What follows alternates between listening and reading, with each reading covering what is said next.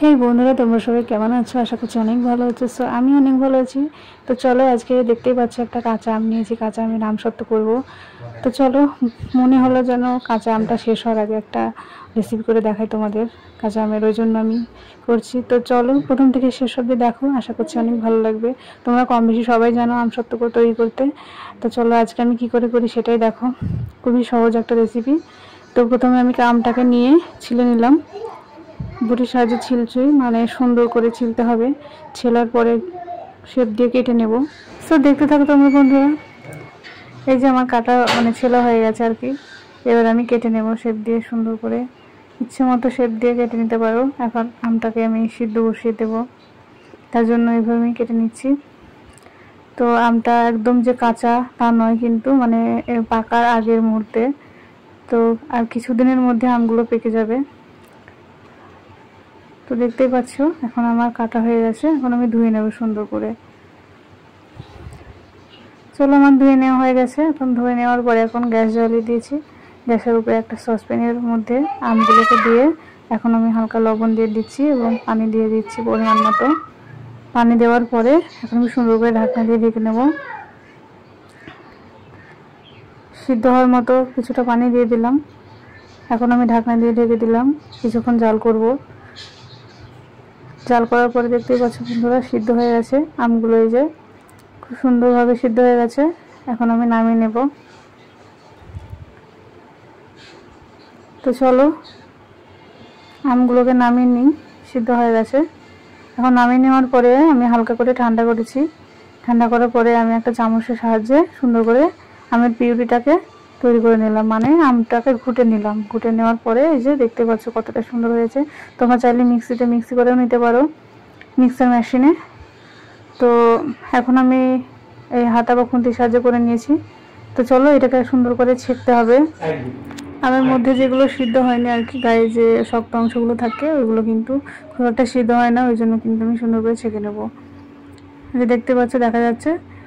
তো এভাবে কিন্তু আমি সুন্দর করে ছেঁকে নিয়ে মানে স্মুথ একটা পেস্ট বানিয়ে নেব। এখানে আমি আমের পিউরিটা ঢেকে দেওয়ার পরে এই যে দেখতে পাচ্ছ কাপড়ে কিন্তু আমি সুন্দর করে মুড়িয়ে নিলাম। এটাকে মুড়িয়ে তোমরা চাইলে বড় যে চালনিগুলো হয় ওগুলোর সাহায্যে ছেঁকে নিতে পারো।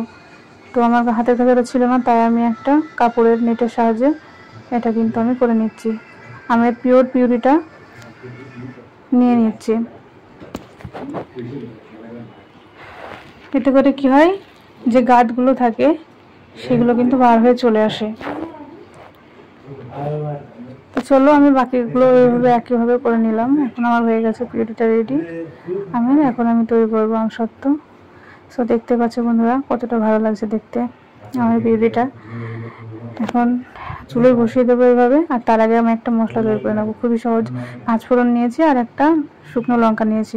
এটাকে এখন আমি সুন্দর করে ভেজে নেব। ভেজে নেওয়া বলতে একদম যে পুড়িয়ে দেবো তা নয়, দুবার ফুটে উঠবে তখন আমি নামিয়ে নেব। খুব একটা পোড়ানো যাবে না কিন্তু আমের এই মশলা, তাহলে সেন্ট বা ইয়েটা সুগন্ধিটা চলে যাবে। আচারে কিন্তু বেশি ভাজা চলে না। তো দেখতে পাচ্ছ আমার দুবার ফুটে উঠেছে আর আমি নামিয়ে নিয়েছি। তাই অবস্থায় নামিয়ে নেওয়ার পরে এখন আমি ঠান্ডা করে সুন্দর করে গুঁড়ো করে নেব। এই যে ছোটো শিলনোড়ার সাহায্যে আমি গুঁড়ো করে নিচ্ছি।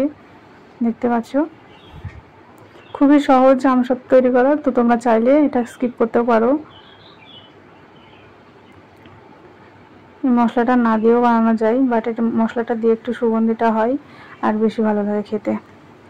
তো দেখতে পাচ্ছ এখন আমি আমার আমসত্ত্ব মশলাটা রেডি করছি। খুবই অল্প পরিমাণ দিয়েছি, 1 চামচের 1 চামচ মতো দিয়েছি। আর এখন আমি এটাকে সুন্দর করে গুঁড়ো করে নিচ্ছি। গুঁড়ো করে নেওয়ার পরে এখন আমি রেডি করব। এখন আমার হয়ে গেছে। এদিকে এটা আমের পিউরিটা আমি সুন্দর করে এবার জাল করে নেব। চুলায় বসিয়ে দিয়েছি। এখন আমি স্বাদ মতো চিনি দিয়ে দেবো। তোমরা কতটা মিষ্টি খাবে সেটা তোমাদের উপরে ডিপেন্ড করবে। সো এটা তোমাদের আইডিয়া মতো দেবে তোমরা। তো এখানে আমি 3 চামচ মতো দিয়েছি, বড় চামচের। চাইলে এর থেকে বেশিও দিতে পারো। সো চলো, আমি মিষ্টিটা তোমাদের উপরে ডিপেন্ড করবে। এখন আমি একটু লবণও দিয়ে দিলাম। সিদ্ধর সময় হালকা দিয়েছিলাম, এখনও হালকা দিয়ে দিলাম মিষ্টির ব্যালেন্সের জন্য। সো দেখতে পাচ্ছ খুবই ভালো লাগছে। দেখতে পিউরিটা এখন আমি সুন্দর করে জাল করে নেবো। এই অবস্থায় জাল করতে করতে একদম ঘনত্বটা বেড়ে আসবে, আঠা আঠা হয়ে যাবে, তখন কিন্তু নামাতে হবে। দেখতে পাচ্ছ বন্ধুরা, এখন আমি সুন্দর করে জাল করে নেব। আর একটুকু কিন্তু মানে না নেড়ে দিয়ে বসে থাকলে হবে না, সমানে নাড়তে হবে, নাড়াচাড়া করতে হবে, নাহলে কিন্তু তলায় ধরে যাবে। তো সেই জন্য কিন্তু আমি সমানে নাড়তে থাকছি। আর এই অবস্থা হয়ে এসছে, তখন আমি মশলাটা দিয়ে দিচ্ছি। দেখতে পাচ্ছ মশলাটা কতটা সুন্দরভাবে আমার হয়েছে করা। ভাজার পরে আমি সুন্দর করে গুঁড়ো করে রেখেছিলাম, এখন আমি দিয়ে দিলাম। দেখতে পাচ্ছ, তোমরা চাইলে এই অবস্থায় ফুড কালারও দিতে পারো, গ্রিন কালার যেটা হয় ওটা আমসত্ত্ব মানে কাঁচা আমের ইয়েটা রাখার জন্য। তো আমি ওই কোনো রকম কালার ব্যবহার করিনি, যে মানে অরিজিনাল যেটা কালার আছে সেটাই আমি সেইভাবে আমি তৈরি করেছি, কোনো ফুড কালার ইউজ করিনি, না করাটাই ভালো আমার মনে যেটা বলে। সো হয়ে গেছে এখন, দেখতে পাচ্ছ খুবই সুন্দর হয়েছে পিউরিটা। এইভাবে কিন্তু বানাতে হবে। কতটা সহজ দেখতে পেলে বন্ধুরা। এখন আমি একটা থালে নিয়েছি, সুন্দর একটা প্লেন থালা নিয়েছি। থালাটার উপরে কিন্তু এখন আমি একটুখানি তেল ব্রাশ করে নেব, মানে হাতের সাহায্যে সুন্দর করে তেলটা আমি মাখিয়ে নেব, পুরো থালার গায়ে মাখিয়ে নেব। মাখিয়ে নেওয়া হয়ে গেলে কিন্তু আমি আমসত্ত্বটা ঢেলে দেবো থালার উপরে। সো এই যে আমার হয়ে গেছে তেল ব্রাশ করা বা তেল মাখানো, হাতের সাহায্যে মাখিয়ে নিয়ে তোমরা চাইলে ব্রাশের সাহায্যে মাখাতে পারো। তোমরা চাইলে সাদা তেলও ব্যবহার করতে পারো বা ঘিও দিতে পারো, তবে আমার মনে বলে তেল দেওয়াই ভালো, কারণ এটা আমসত্ত্ব, ফ্লেভারটা অন্যরকম হয়ে যাবে ঘি দিলে। সো অনেকে দেয় যারা তেলের গন্ধ সহ্য করতে পারে না বা ঘিটা বেশি পছন্দ করে, তারা ঘিও ব্রাশ করতে পারে।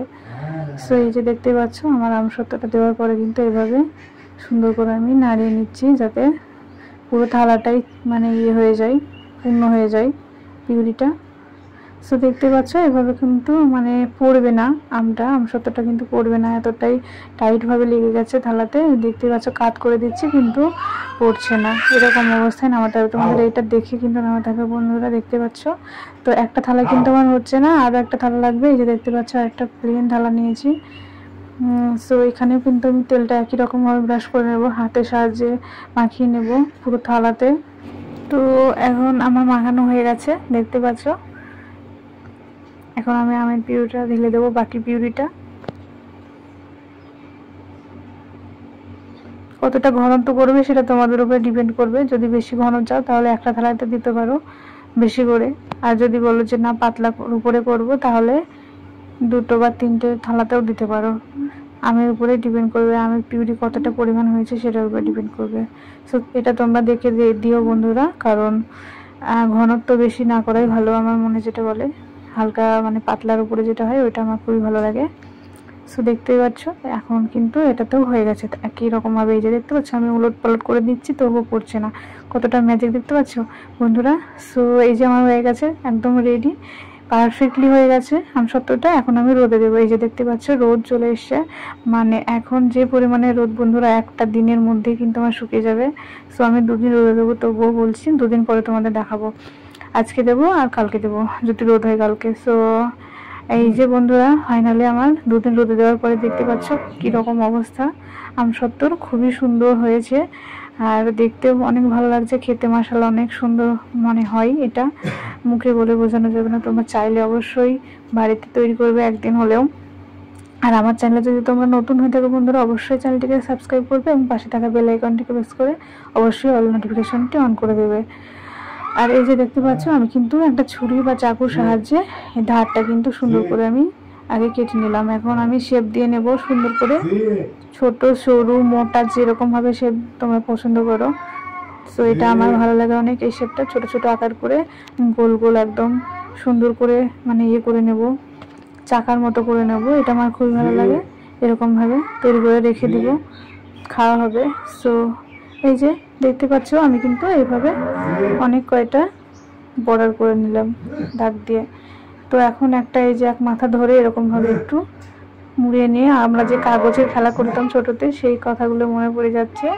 মানে কি বলবো, এই যে দেখতে পাচ্ছ বিছানা যেরকম ভাবে জড়াই সেইভাবে জড়ে নিতে হবে বন্ধুরা। এই যে দেখতে পাচ্ছ আমের একটা মানে আমসত্ত্ব আমার রেডি। সো এইভাবে কিন্তু আমি একইভাবে করে নিব। আর আমার ভিডিওটা যদি একটু হলেও ভালো লেগে থাকে বন্ধুরা, অবশ্যই একটা লাইক করবে এবং কমেন্টে জানাবে যে কেমন হয়েছে আমসত্ত্বটা। আর বাড়িতে অবশ্যই ট্রাই করবে এবং জানাবে আমাকে যে কতটা ভালো লেগেছিল খেতে। সো একইভাবে কিন্তু এই যে আমার হয়ে যাচ্ছে, এটাও আমি করে নিচ্ছি। খুবই ভালো লাগে বন্ধুরা দেখতে, আর খেতে মাশাআল্লাহ অনেক ভালো লাগে। এই যে দেখতে পাচ্ছ একই রকমভাবে কিন্তু আমার রেডি আমসত্ত্ব। সো চলো বন্ধুরা, এই যে দেখো কেমন সুন্দর লাগছে, আমি একদম কাছ থেকে দেখাচ্ছি তোমাদের। আর এই যে কিছু কিছু বাকি আছে তোলার, তুলে নিচ্ছে এগুলো। আর দেখতে কিন্তু খুবই ভালো লাগছে বন্ধুরা, তোমরা নিজেও দেখতে পাচ্ছ, বুঝতে পারছো আমি কিন্তু কোনো রকমভাবে কালার মেশাইনি। আর পাকা আমের আমসত্ত্ব মানে দেবো আমার চ্যানেলে, তোমরা অবশ্যই আমাকে মানে ফলো করবে আর সাবস্ক্রাইব করে রাখবে চ্যানেলটাকে, যাতে নিত্য নতুন ভিডিও আমি আপলোড করলেই তোমরা সবার আগে পেয়ে যাও। তার জন্য অল নোটিফিকেশনটা অন করবে। আর এই জন্য এইদিকে দেখতে পাচ্ছ একই রকমভাবে কিন্তু আমি এটাও আমি শেপ দিয়ে কেটে নেব। এটা একটু বড় করে শেপ করেছি, এই যে দেখতে পাচ্ছ। এখন আমি সুন্দর করে জড়িয়ে নিচ্ছি। তো এই যে দেখতে পাচ্ছ একটু কিন্তু তলায় লেগে যায়নি, খুব সুন্দরভাবে উঠে যাচ্ছে। এই যে দেখতে পাচ্ছ বন্ধুরা, মানে এত সুন্দর পারফেক্টলি হবে আমি নিজেও বুঝতে পারিনি। তো এত সুন্দর লাগছে খেতে, কি বলবো বন্ধুরা, তোমরা যদি না ট্রাই করো কোনোদিনও বুঝতে পারবে না যে কাঁচা আমের আমসত্ত্ব এতটা ভালো লাগে খেতে। সো আমি বলবো কোনো রকম কালার ফুড দেওয়ার প্রয়োজন নাই, কালার ফুড দেওয়া ছাড়াই অনেকটাই ভালো লাগে খেতে। সো যে দেখতে পাচ্ছ কত ভালো লাগছে আমসত্ত্বটা। এইভাবে কিন্তু বাড়িতে ট্রাই করবে এবং আমাকে জানাবে বন্ধুরা কেমন হয়েছিল। অবশ্যই কমেন্ট করবে আমার ভিডিওটি ভালো লাগলে। তো চলো আজকের মতো এখানেই বিদায় নিচ্ছি, দেখা হচ্ছে নেক্সট কোনো ভিডিওতে। ততক্ষণে ভালো থেকে সুস্থ থেকো, আর আমার ভিডিওতে অবশ্যই লাইক দিয়ে যেও। তো চলো, বাই।